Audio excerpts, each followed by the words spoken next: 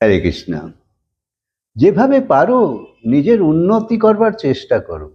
উন্নতি অর্থে আধ্যাত্মিক মার্গে নিজের বিচরণ এবং ভগবানের সঙ্গে সঙ্গ জোড়া।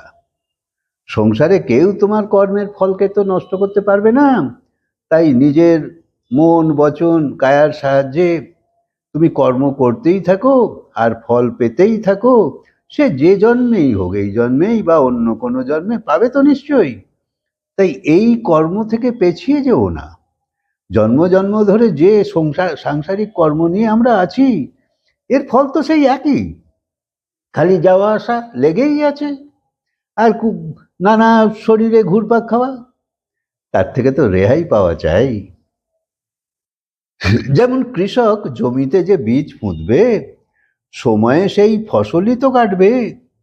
তাই শ্রেষ্ঠ কর্ম করো, সেই প্রয়াস চালিয়ে যাও, আর অবশ্যই ভগবানের সঙ্গ করো।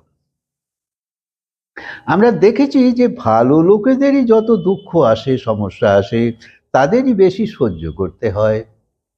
ভগবান তাদেরই পরীক্ষা নেয় যারা ভালো মানুষ হয়, যে ডুবে গেলেও সামলাবার চেষ্টা করে, হেরে গেলেও উঠবার চেষ্টা করে। দেখো, সোনা আগুনে পোড়ালে তবেই তো তার মধ্যে চমক আসে। সেই রকম কেউ দুঃখের আগুনে জ্বলতে থাকলে তার আত্মা মজবুত হয়ে যায়। ভগবান জানে যাকে সে ভালো হৃদয় দিয়েছে, সে তো জানেই তাকে যদি একটু কষ্ট দেওয়া যায় তো সে অপরের কাছে একটা উদাহরণ হতে পারে।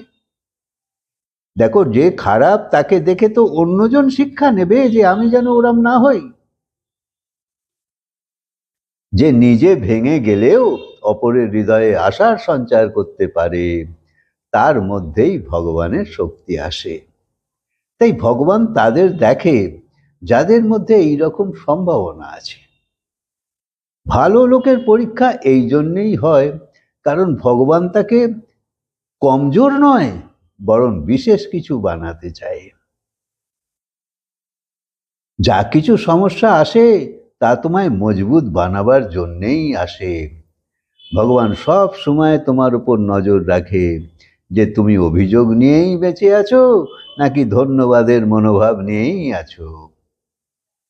যখন তুফান থেমে যাবে, বাতাবরণে রোদ উঠবে, তখন সবাই অবাক হতেই থাকবে। আজ যে তোমায় বুঝবে না, সেই কাল তোমায় সেলাম করবে। যখন তোমার ধৈর্য কম হতে থাকে, তো জানবে ঈশ্বর তোমার খুব নিকটে আছে। কারণ যখন মা কোনো বাচ্চাকে চলতে শেখাবার জন্য ইচ্ছে করে তার হাত ছেড়ে দেয় কিন্তু চোখ সরায় না, সেই রকম ভগবানও ভালো লোকেদের হাত কখনো কখনো ছেড়ে দেয়, যাতে সে নিজের উপর ভরসা করতে শেখে। হরে কৃষ্ণ।